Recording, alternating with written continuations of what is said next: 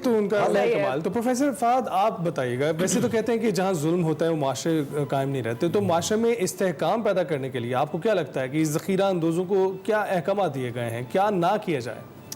Thanks allot جی. بسم اللہ الرحمن الرحیم. امپورٹنٹ بات یہ ہے کہ لگتا یوں ہے کہ ہمارے ہاں ایک ایسا فریم ورک ہم نے ڈیولپ کر لیا ہے کہ ہمارے محراب و منبر میں نمازوں کی باتیں ہوتی ہیں, روزے کیسے رکھنے ہیں, حج کیسے کرنا ہے, ان مسائل کے اوپر الٹرا ایمفسس ہے, اور ہونا بھی چاہیے.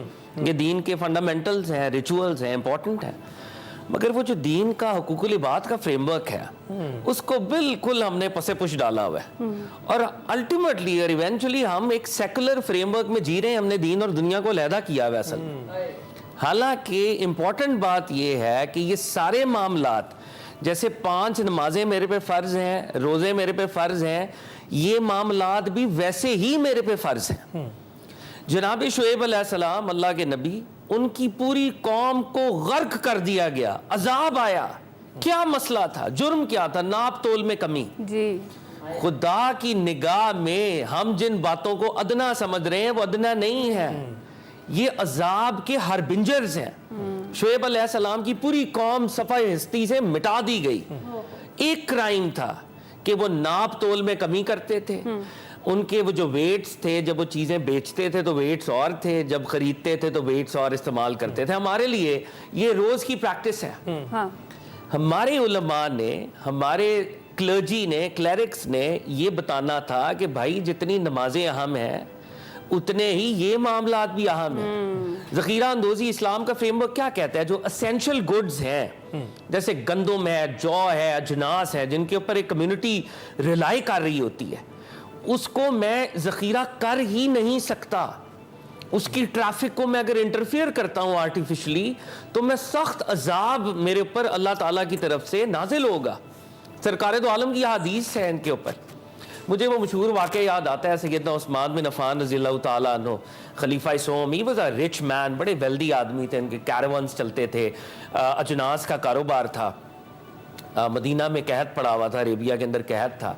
آپ کا قافلہ آ رہا تھا, تو جب قافلہ راستے میں تھا تو کسی نے کہا کہ سر آپ اس کو نا دگنا منافع پہ مجھے بیچ دیں. تو جناب عثمان غنی نے کہا نہیں, کوئی ہے جو مجھے اس سے زیادہ منافع دے رہا ہے, میں اس کو بیچوں گا. آپ نے میٹافوریکلی یہ بات کی, کیونکہ نا 3 گنا پہ بیچ دیں, 4 گنا پہ. لوگ سمجھ رہے ہیں کہ یہ بیچ نہیں رہے, نعوذ باللہ. جب وہ قافلہ مدینہ میں آیا, آپ نے فری آف کاسٹ اس قافلے کو, سارے اجناس کو تقسیم کر دیا. آپ نے کہا میری ٹرانزیکشن رب تعالیٰ کے ساتھ وہ ہے جو مجھے 3 گنا, 4 گنا, 10 گنا, 100 گنا منافع دے رہا ہے.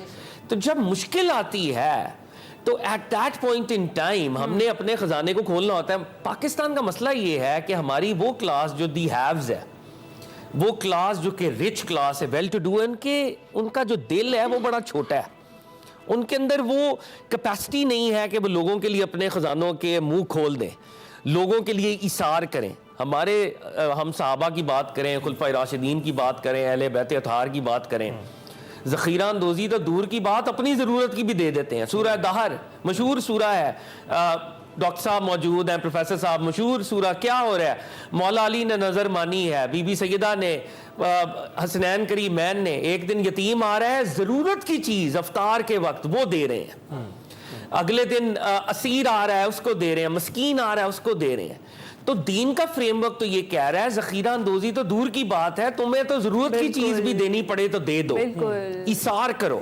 جنروسٹی کا یہ لیول ہونا چاہیے. But somehow we live in a context جہاں پہ نمازیں پڑھ لی, روزے رکھ لیے, ریچولسٹکلی اسلام پہ چل لیا, باقی میں اپنے دنیاوی امور کے اندر اسلام کا بالکل برعکس چلتا رہوں, اور میں سمجھتا رہوں گا کہ میں جو ہوں بہت اچھا مسلمان ہوں. This needs to change. Exactly, this needs to change. اس طرح کے پلیٹ فارم موجود ہیں جہاں پر ہم لوگ بیٹھ کر اس کو سمجھا سکیں. ہاں ایگزیکٹلی, سمجھا سکیں, کسی حد تک کوئی کردار اپنا ادا کر سکے, تو یہ بڑی جو چیز بات سبھی کرتے ہیں, لیکن بات وہی جس کی بات میں وزن ہوگا, جو لوگوں پہ اثر کرے گی. بالکل. ہم لوگ یہاں جو لوگ بیٹھے ہوئے, میرے خیال میں ماشاءاللہ یہ 5 لوگ اپنی اپنی جگہ پہ سب لوگ بہت کامیاب ہیں, لیکن میرا خیال ہے اس ہی کی بات آج کے دن میں اثر کرے گی جو اس تکلیف میں سے گزرا ہے. بالکل ایسا ہی ہے, بالکل آپ ٹھیک کہہ رہی ہیں.